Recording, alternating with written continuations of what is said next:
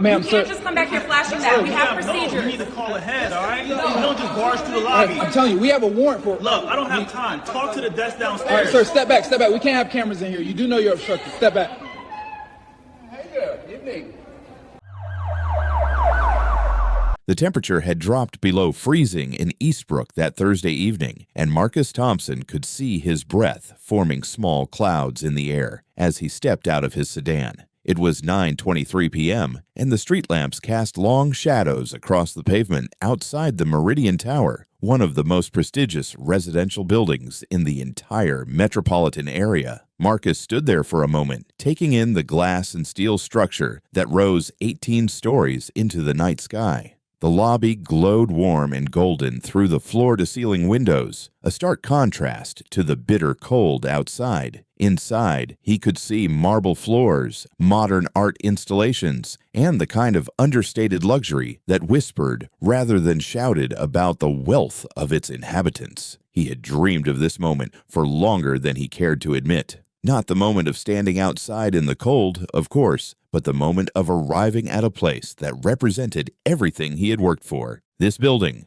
this apartment, this new chapter of his life. Just 14 hours earlier, he had stood in the city council chambers with his right hand raised, swearing an oath to protect and serve the citizens of Eastbrook as their new police chief, the youngest person to ever hold that position in the city's 127-year history. At 41 years old, Marcus Thompson had shattered a ceiling that many thought would never break. The mayor herself had pinned the badge to his chest. Camera flashes had illuminated the room like lightning strikes. His mother had been there, sitting in the front row, with tears streaming down her face. The same woman who had worked 3 jobs to keep him fed and clothed when he was a child. His wife had stood beside her, their 2 daughters fidgeting in their formal dresses, not quite understanding why everyone was making such a fuss about their father. The local news had carried the ceremony live. His photograph had appeared on every major news outlet in the region. For one shining moment, Marcus Thompson had been the story of triumph, of perseverance, of the American dream made flesh.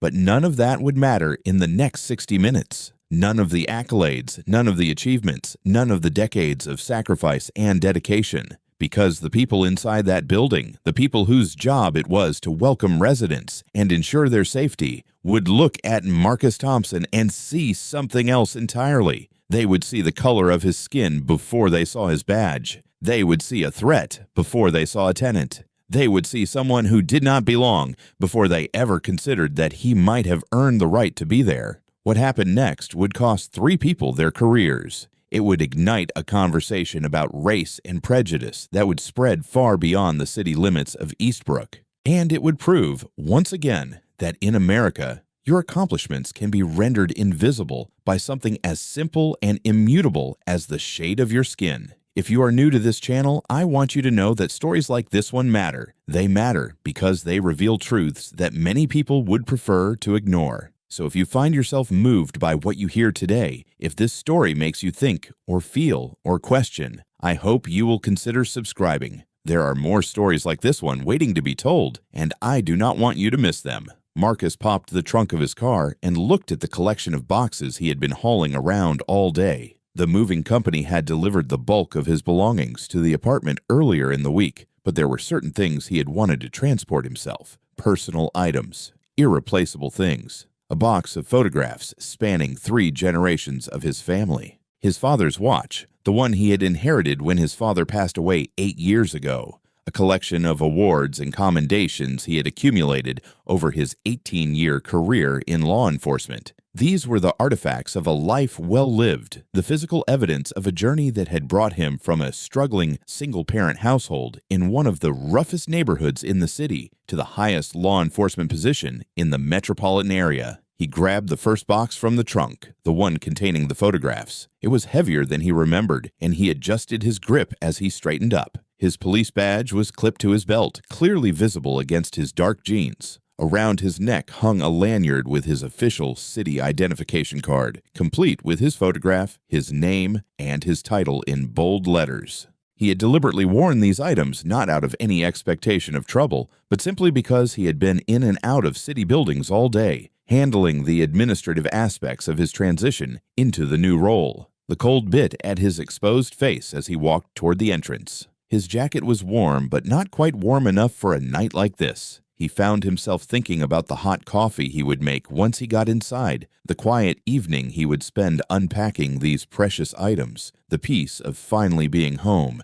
after what had been the longest and most momentous day of his professional life. He never got that coffee, he never got that peace, because the moment he reached the glass doors of the Meridian Tower, a hand appeared in front of him, palm out, the universal gesture of stop. The hand belonged to a man named Gerald Hawkins. Gerald was 57 years old and had worked building security for more than 2 decades. He had spent the last 11 of those years at the Meridian Tower, watching over the comings and goings of doctors, lawyers, corporate executives, and the occasional city official who resided in the units the municipality maintained in the building. Gerald had never been formally trained in security procedures. He had learned on the job, developing his own instincts about who belonged and who did not. Those instincts had never once been questioned when it came to a white resident. Not once in 11 years had Gerald stopped a white person at the door to ask for identification or proof of residency. But something about Marcus Thompson triggered every alarm in Gerald's mental security system. Perhaps it was the jeans and jacket, too casual for a building like this. Perhaps it was the box in his arms, suggesting someone who was moving things rather than someone who lived there. Or perhaps it was something else entirely, something Gerald would never admit to himself or anyone else, something buried so deep in his subconscious that he genuinely believed he was just doing his job. Marcus stopped. The box grew heavier in his arms. He looked at Gerald, at the lined face and the suspicious eyes and the hand that remained extended like a barrier. Gerald asked if he could help with something. His tone was not friendly. It was the tone of someone who had already made a judgment and was simply going through the motions of giving the other person a chance to prove him right. Marcus felt something familiar settle into his chest. It was a weight he had carried before, many times, in many different situations throughout his life. Every black person in America knows this weight. It is the weight of knowing that you are about to be tested, that your right to exist in a particular space is about to be challenged, that you will need to prove something that should never require proof. Marcus had felt this weight when he was a teenager, stopped by police officers for walking through a neighborhood that was deemed too nice for someone who looked like him. He had felt it as a young patrol officer when colleagues questioned whether he had really earned his position or benefited from some unspoken quota.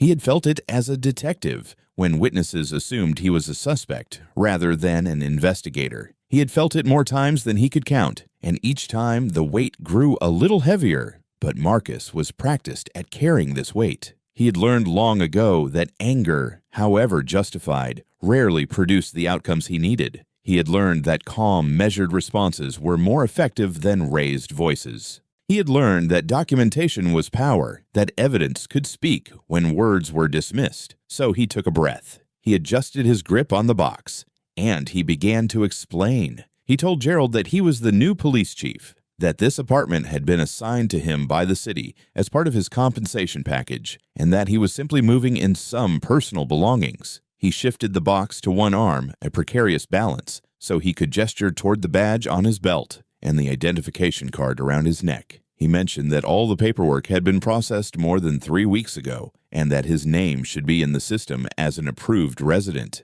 Gerald barely glanced at the badge. He did not look at the identification card at all. He shook his head slowly and said that all residents needed to be on an approved list, that he could not just let anyone walk in claiming to live there, that this was a secure building and procedures had to be followed. Marcus felt his jaw tighten. He reminded himself to breathe. He explained again, more slowly this time, that he was not a guest, that he was a resident, that the city of Eastbrook had maintained units in this building for decades, and that the municipal housing department had sent all the necessary documentation weeks in advance. Gerald pulled out his radio and called for his supervisor. While they waited, Marcus stood there in the cold, holding his box of family photographs, watching his breath form clouds in the air. He thought about the previous police chief, a man named Howard Carlisle, who had lived in this very building for nearly a decade. Howard was white. Howard had never been stopped at this door. Howard had come and gone at all hours of the day and night without anyone ever questioning whether he belonged. Marcus knew this because Howard had mentioned it during their transition meetings, had talked about how convenient the location was, how friendly the staff was, how easy it was to come home after a long day and just walk right in. Just walk right in.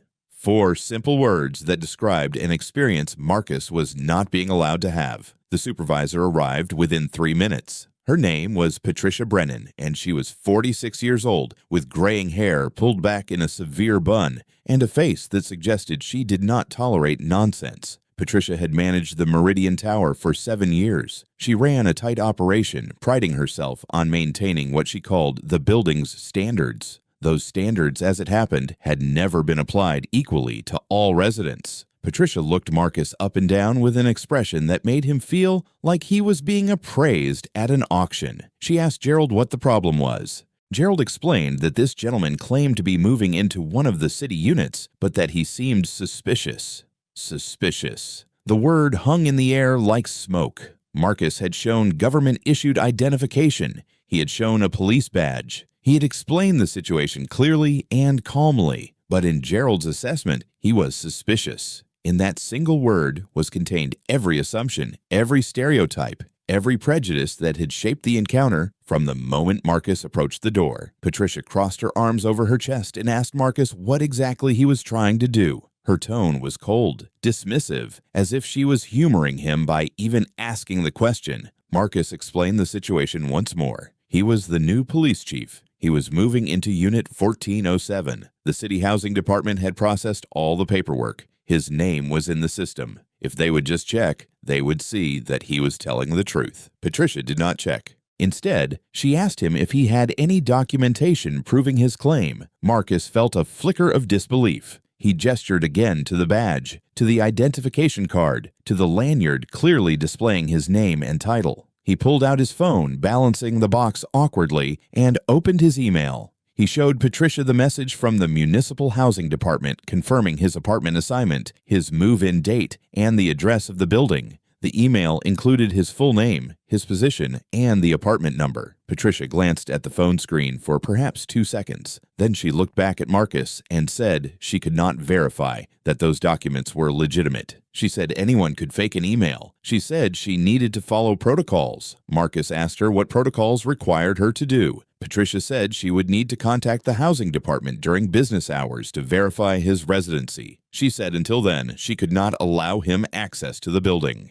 It was 9:47 p.m. on a Thursday night. Business hours were long over. They would not resume until morning, which meant that Marcus, the police chief of Eastbrook, who had been working since before dawn and had spent his evening hauling boxes, was being told he could not enter his own apartment. Something shifted in Marcus at that moment. Not anger, exactly, though anger was certainly present, burning low and steady beneath his sternum. It was more like clarity, a recognition that this moment, this confrontation, was bigger than him. It was a pattern, repeated thousands of times across the country every single day. Black people being denied access to spaces they had every right to occupy. Black people being forced to prove their legitimacy while white people walked through the same doors without question. Black people carrying the burden of other people's assumptions and prejudices. Marcus made a decision. He set the box down on the ground, careful not to damage the photographs inside. He pulled out his phone and opened the camera application.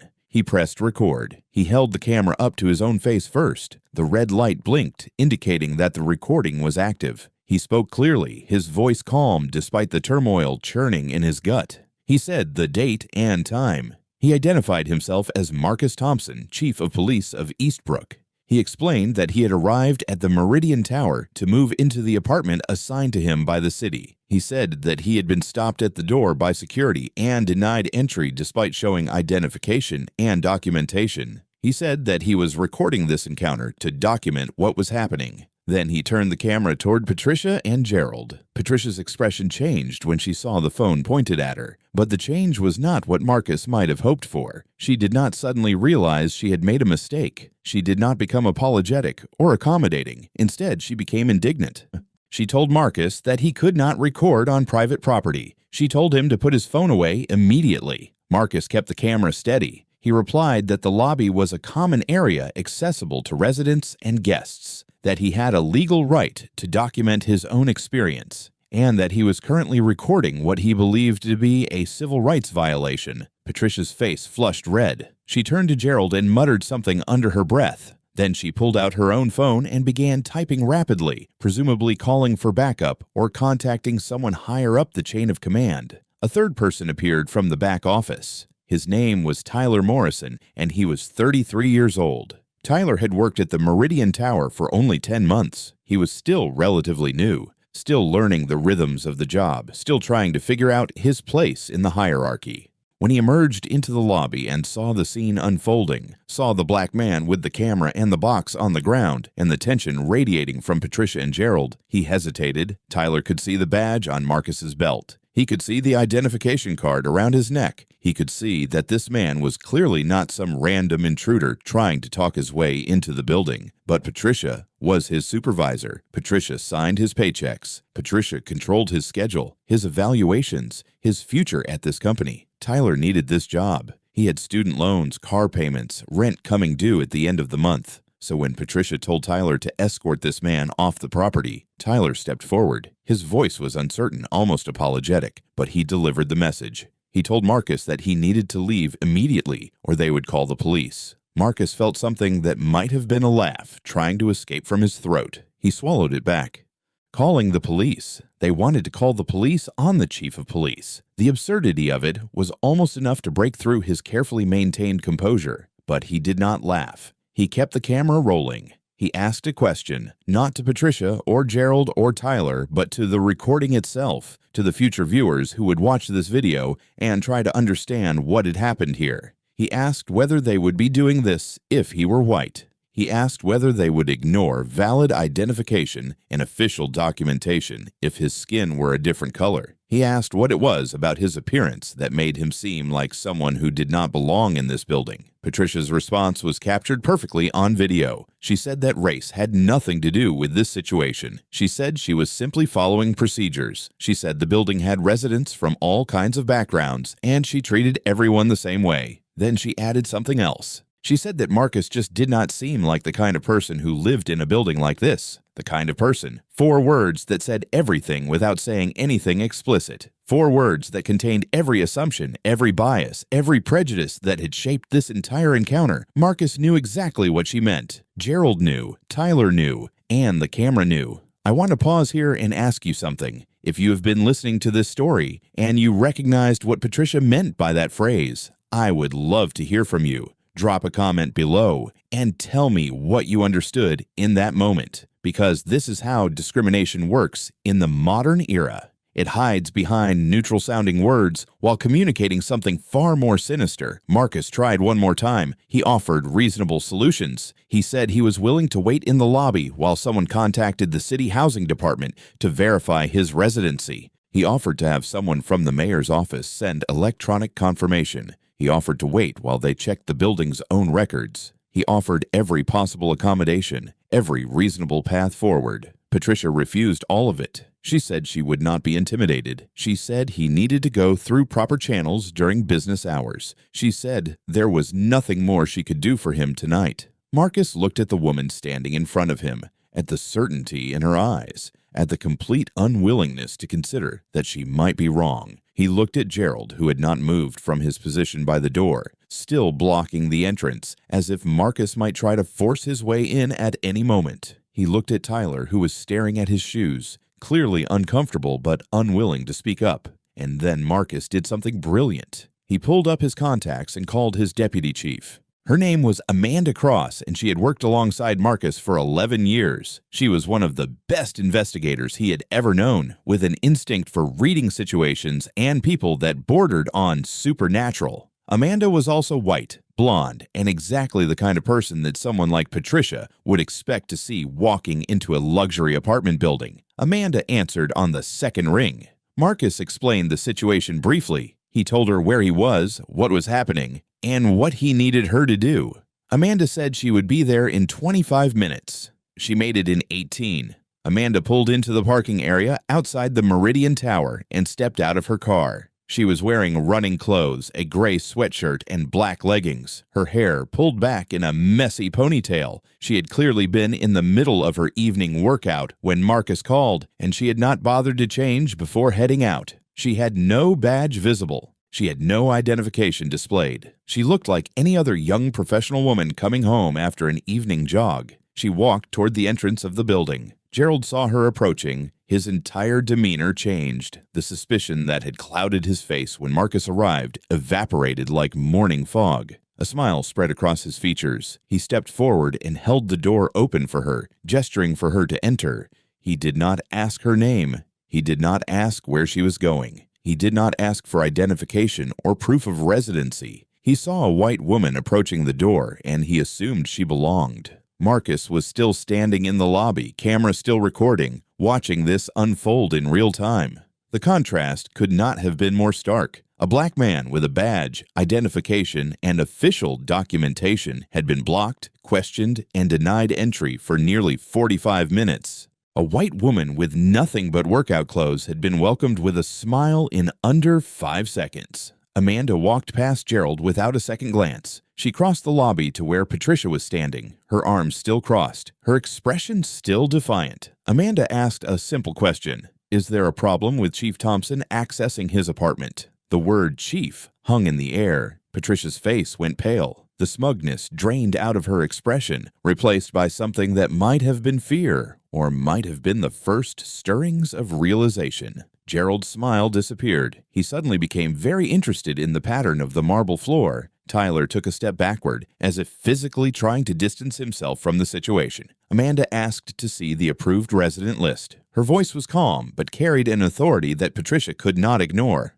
Patricia moved toward the lobby office, her movements jerky and uncoordinated, and pulled up the resident database on her computer. There, on the screen, clear as daylight, was the name Marcus Thompson, Unit 1407. Move-in date, today's date. The information had been in the system for 26 days. It had been there when Marcus first arrived. It had been there when Gerald blocked him at the door. It had been there when Patricia refused to check it. It had been there the entire time, and not one of the 3 people who had denied him entry had bothered to look. Patricia started stammering. She said there must have been a system error. She said she had not been notified of the new resident. She said this was all a misunderstanding, an honest mistake, something that could happen to anyone. But the recording told a different story. The recording showed that Patricia had never checked the system. She had never attempted to verify Marcus's claim.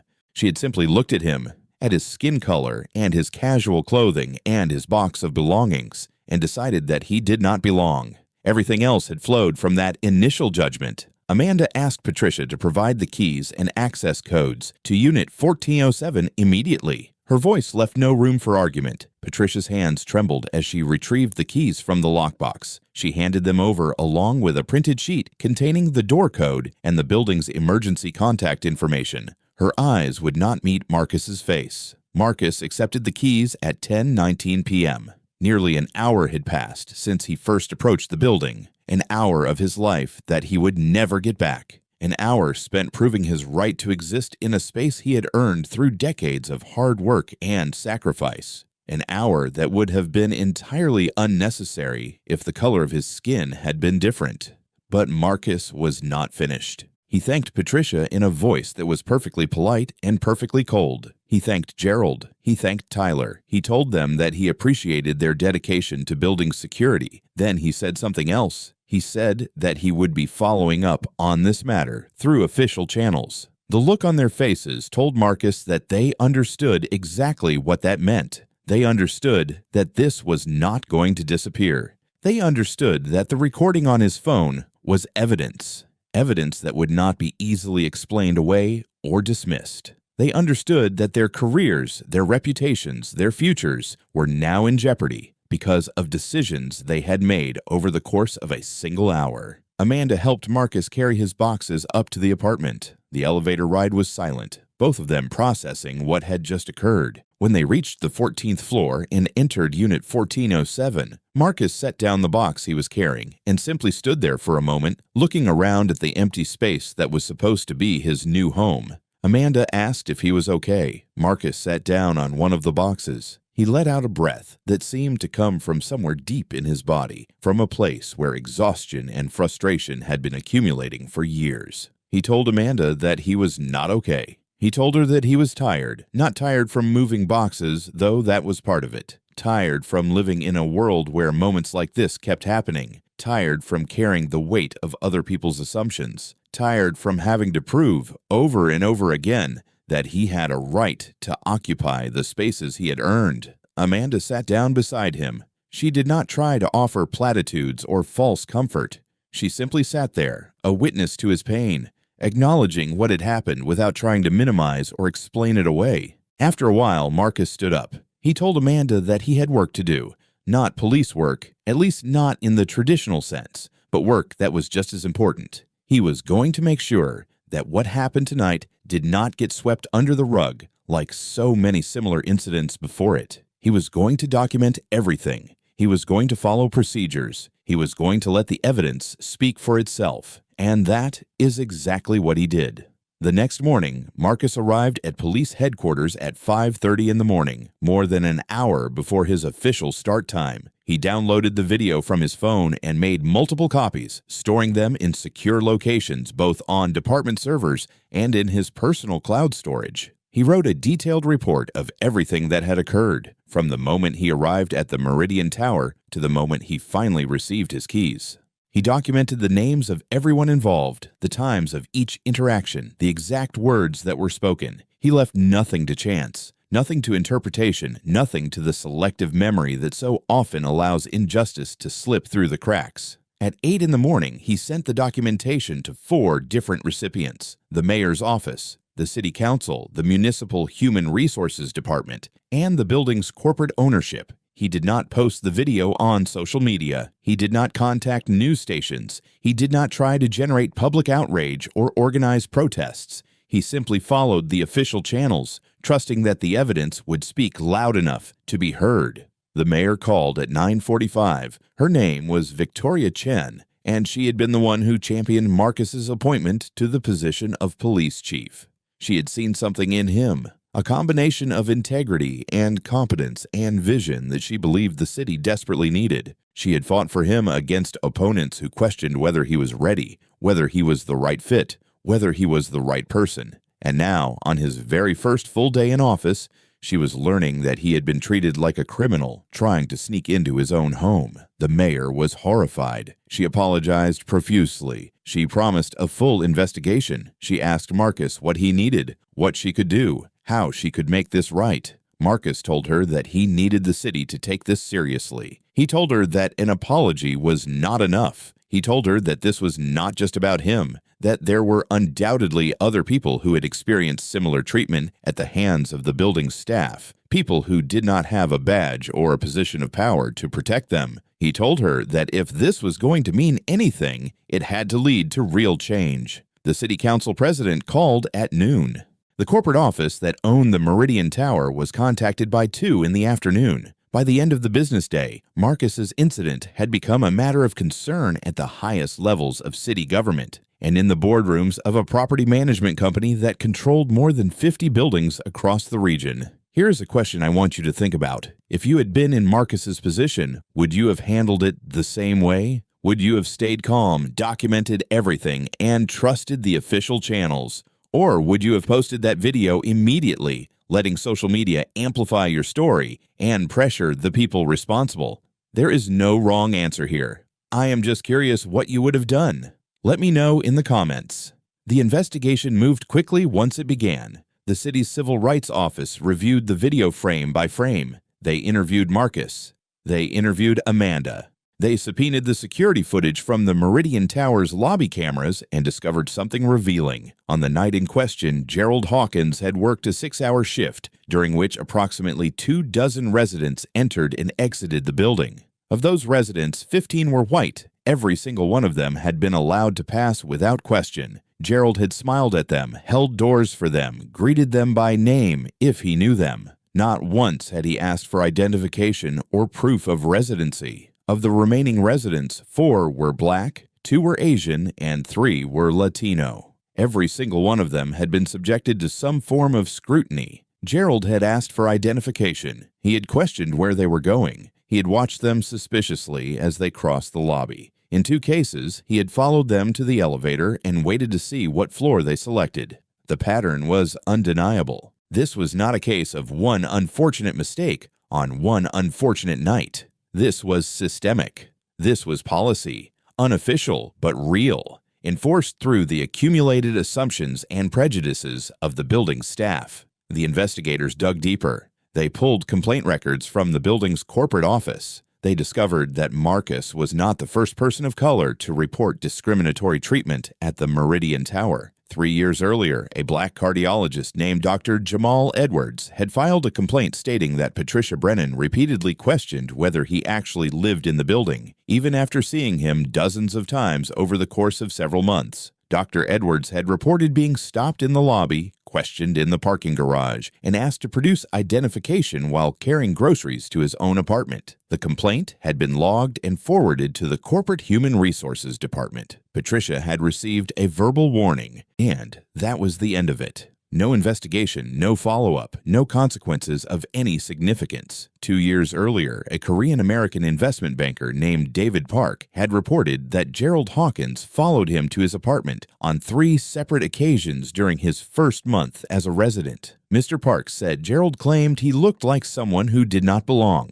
that his appearance was suspicious, that he matched the description of someone who had been reported in the area. None of those claims turned out to be true. Mr. Park filed his complaint, received a form letter in response, and was told that the matter had been addressed internally. He never saw any evidence that it had. There were other complaints as well. A Latina woman who said the front desk staff spoke to her in slow, exaggerated English, despite the fact that she had been born and raised in Ohio. A Middle Eastern man who said security had questioned him about every package he received, implying that he might be receiving something dangerous. A mixed-race couple who said Patricia had suggested they would be more comfortable in a different building. The pattern stretched back years. It had been documented, reported, and ultimately ignored because the people filing complaints were minorities, and the people in charge did not consider their experiences important enough to warrant serious action. Marcus's case was different for one simple reason. He was the chief of police. He had a platform. He had power. He had the ability to force people to pay attention in a way that Dr. Edwards and Mr. Park and all the others had not.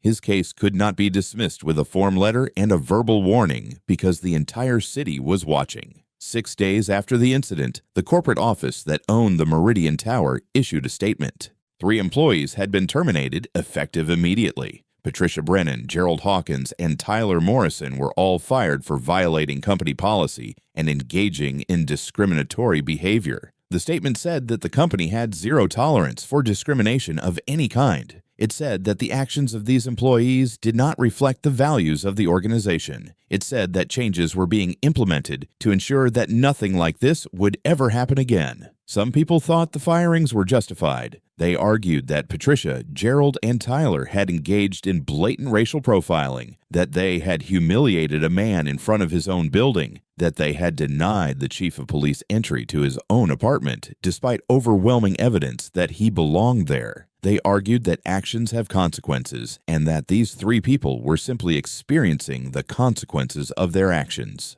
Other people disagreed. They argued that Patricia, Gerald, and Tyler were just doing their jobs, that they were following security protocols, that anyone could have made the same mistake under the same circumstances. They called it an overreaction. They called it cancel culture. They said the world had become too sensitive about race and that people were looking for racism where none existed. But if you watched the video, if you really watched it, there was no way to call what happened a mistake. Marcus had shown identification, he had shown documentation, he had offered multiple solutions to verify his residency, and they had refused to accept any of it. Meanwhile, Amanda had walked through the same door with nothing but workout clothes and a ponytail, and Gerald had smiled and held the door open for her. That side-by-side comparison was impossible to explain away. A black man with a badge was treated like a threat. A white woman with nothing was welcomed like a friend. That was not a mistake. That was bias, operating exactly the way it has always operated in spaces where some people are assumed to belong and others are assumed to be intruders. the corporate office announced additional changes in the wake of the terminations. All building staff across the company's portfolio would undergo mandatory training on racial bias and discrimination.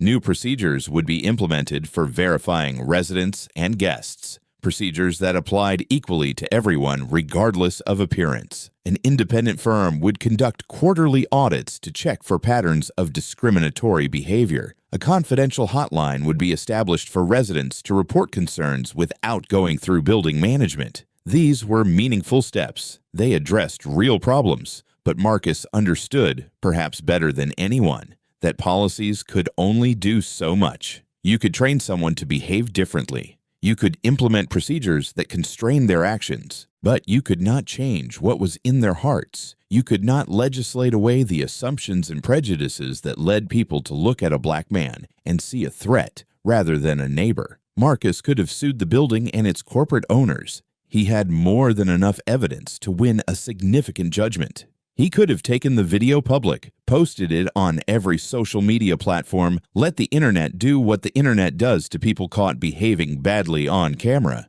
He could have gone on television, given interviews, written op-eds, turned his personal humiliation into a platform for advocacy. He did none of those things. Instead, he released a single statement through the city's Public Information Office. It was measured, thoughtful, and pointed. He said that he hoped the incident would lead to real change, not just at the Meridian Tower, but in the countless other spaces where people of color faced similar treatment every day. He said that he was fortunate because his position gave him a voice that others did not have. He said that he was lucky because people had to listen to him. But then he asked a question. What about the black teenager wearing a hoodie who gets stopped by security for looking suspicious? What about the black woman trying to enter her own apartment after a long day at work? What about all the people who get profiled, harassed, and humiliated without any recourse, without any badge to flash, without any powerful position to protect them? That statement resonated far beyond the borders of Eastbrook. It was shared thousands of times on social media. It was quoted in news articles and opinion columns.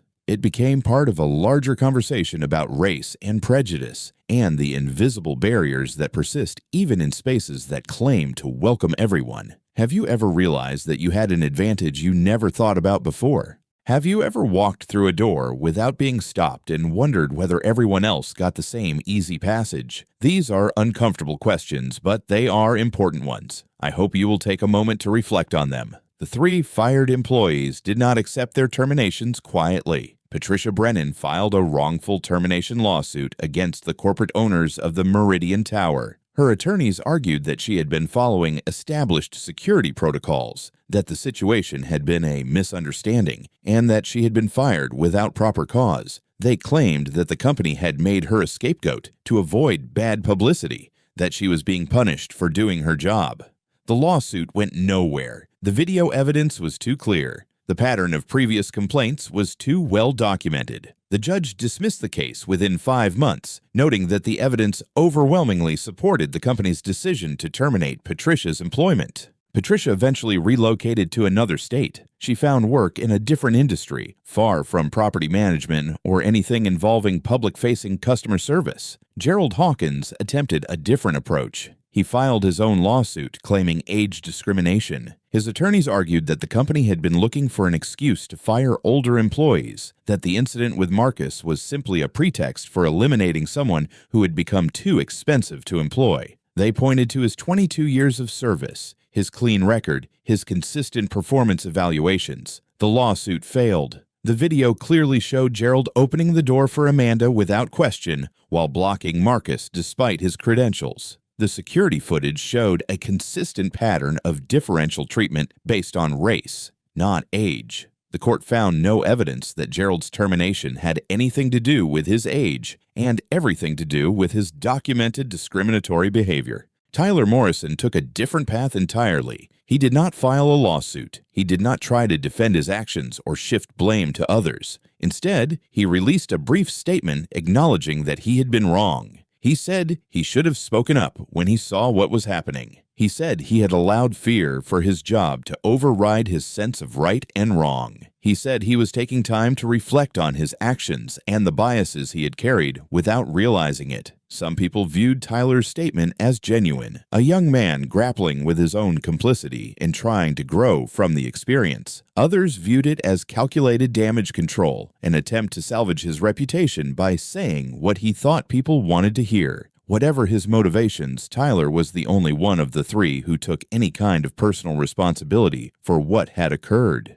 The incident received national attention approximately 3 weeks after it happened. A prominent civil rights organization included it in a report about housing discrimination, using Marcus's case as a high-profile example of how racial profiling persists even in the most unlikely circumstances. Clips from the video were broadcast on major news networks. Marcus gave a single interview to a national program, answering questions about what had happened and what it meant. The interviewer asked if he was angry. Marcus paused before answering. He said that anger was not quite the right word. He said he was tired of having to prove that he belonged in spaces he had earned the right to occupy, tired of wondering whether every interaction was about to become a racial incident, tired of knowing that his children would likely face the same struggles, the same assumptions, the same invisible barriers, despite everything he had accomplished. That interview struck a chord with millions of viewers.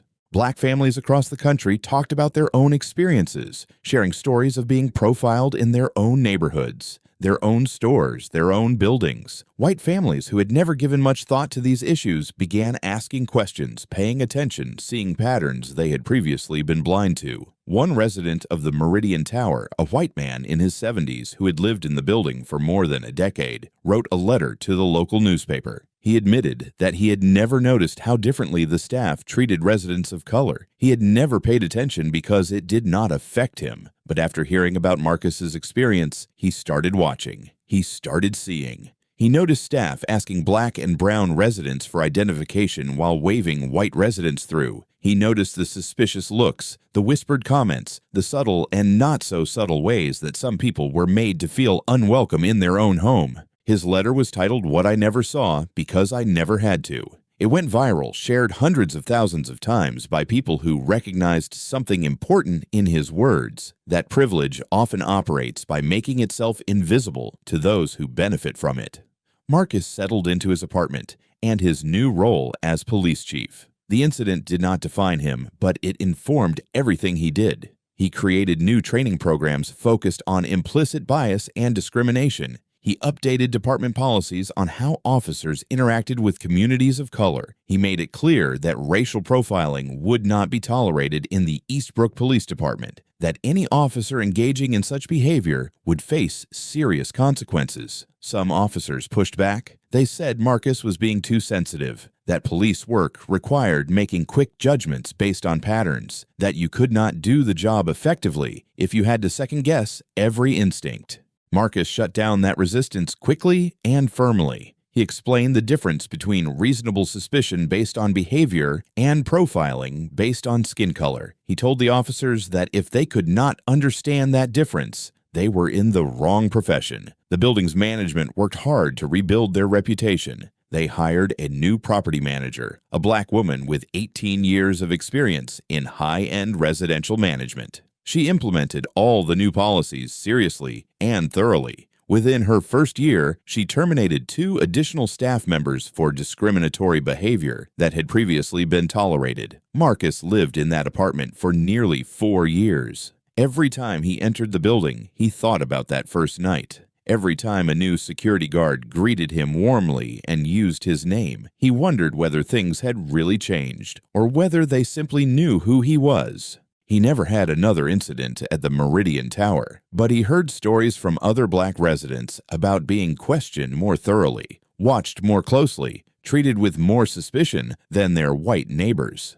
The policies helped, but policies could not reach into people's hearts and minds and root out the assumptions that lived there. After 4 years as police chief, Marcus accepted a position as regional director of a federal law enforcement agency. It was a significant promotion, a chance to make change on a larger scale, to influence policy and practice across an entire region rather than a single city. Before he left Eastbrook, he did one final thing. He established a legal fund for people who experienced housing discrimination but could not afford attorneys to fight back. He named it the Open Door Initiative. The fund is still operating today, providing assistance to dozens of people every year who face the kind of treatment Marcus faced on that cold Thursday night. The story of Marcus Thompson does not have a perfect ending. Real life rarely does. 3 people lost their jobs. Some would say they deserved it. Others would say the punishment was too harsh. The building implemented new policies. Some of them made a real difference. Others were window dressing designed to avoid future liability. Marcus got into his apartment, but he also carried another painful memory, another moment when his achievements and his credentials meant nothing compared to the color of his skin.